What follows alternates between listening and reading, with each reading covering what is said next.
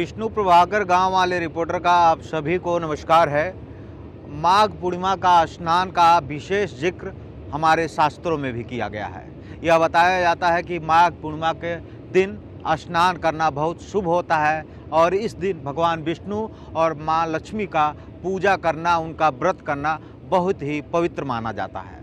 यह भी बताया जाता है कि इस दिन माघ पूर्णिमा के दिन गंगा नदी में स्नान करना बेहद सुखमय होता है और जीवन की तमाम विघ्न बाधाएं करती हैं। इस दिन दान देने का भी एक विशेष महत्व होता है।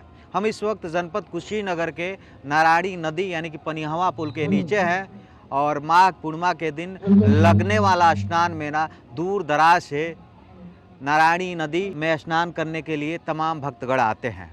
नारायणी नदी का खास महत्व यही है कि शालिग्राम के यहाँ पत्थर पाए जाते हैं। हम यहाँ के जो महात्मा जी हैं उनसे बात करेंगे, यह जानने की कोशिश करेंगे कि नारायणी नदी में माघ पूर्णिमा के दिन स्नान का क्या महत्व होता है। नारायणी नदी के तट पे हैं हमारे साथ संत रामनंद महाराज जी हैं। इनसे जानने की कोशिश करते हैं कि नारायणी नदी में स्नान करने का माघ पूर्णिमा के दिन किस प्रकार के जो श्रद्धालु होते हैं, किस प्रकार का लाभ मिलता है हमको।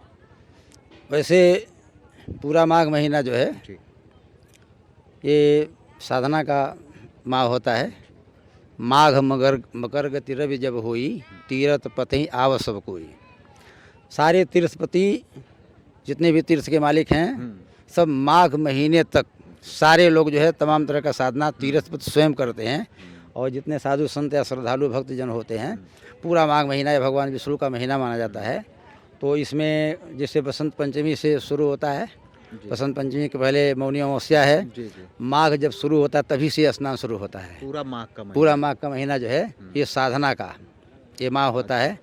लेकिन अंतिम माह जो ये पूर्णिमा का है तो पूरे माघ भर जो भी हम उपवास करते हैं या साधना करते हैं उसका आज पूर्णाहुति है।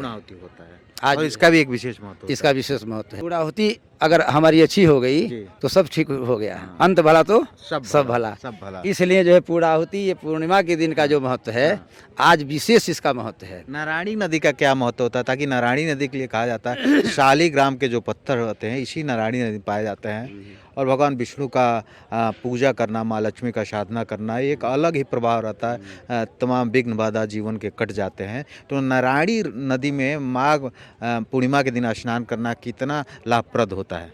वैसे माघ पूर्णिमा के दिन जो स्नान है, चाहे वो नारायणी में माँ में हो या गंगा जी में हो या किसी भी नदी में हो, इसका विशेष महत्व है। आज जो है तिल दान करने का विधान है, सफ़ेद काला इत्यादि इत्यादि, इसका बहुत बड़ा महत्व होता है। और वैसे सब लोग जानते हैं कि पाप मोचनी गंगा हैं और सब लोग अपने अपने पाप को धोने के लिए जाते हैं। लेकिन उसमें जो नारायणी माता का महत्व है, इनका जो है लगभग सारे नदियों से एक विशेष इनका महत्व होता है। और जितनी भी नदियां हैं ये सब ऊपर से आई हैं। कोई साकेत से आई हैं, कोई गोलोक से आई हैं। ऐसे सबका अलग अलग उद्गम है। लेकिन नारायणी माता जो है क्षीर सागर से मैं स्वयं इसका इतिहास लिखा हूँ। क्षीर सिंधोद्भवम माता शालिग्रामी योच पूर्ण सलिलाश्चाग विध्वंसी नारायणी नमस्तुते। इनको नारायणी भी कहते हैं, शालिग्रामी भी कहते हैं, सदा नीरा भी कहते हैं, इनको मही भी कहते हैं, अनेक इनके नाम हैं। और इनका उद्गम जो है क्षीर सागर से हुआ है, हिमालय से होते हुए हिमालयास प्रवाहिता च गंगा गोद समाहिता। हिमालय से निकलती हैं और हरिहर क्षेत्र में गंगा जी में जाकर के समाहित हो जाती हैं। हिमालय से लेकर के और वहाँ तक जो है 1410 किलोमीटर इनकी लंबाई है। तो और बीच बीच में इनके तमाम स्थान हैं जो पवित्र स्थान माने जाते हैं। जैसे मान लीजिए ये जगह हो गया, फिर आगे त्रिवेणी है, इसके आगे जो है वो जो है दामोदर पोखरा है। ऐसे तमाम ऐतिहासिक स्थल हैं। तो ये नारायणी जी जो सबसे पहले तो इनका कृषि क्षेत्र में बहुत बड़ा महत्व है। इनके जल से जो कृषि क्षेत्र में जो लाभ मिलता है लगभग किसी नदी से उतना लाभ नहीं मिलता है, पहला चीज़। दूसरा इनका गुण है कि ये पूर्ण सलीला बोलती हैं, स्वच्छ सलीला इनको कहा जाता है।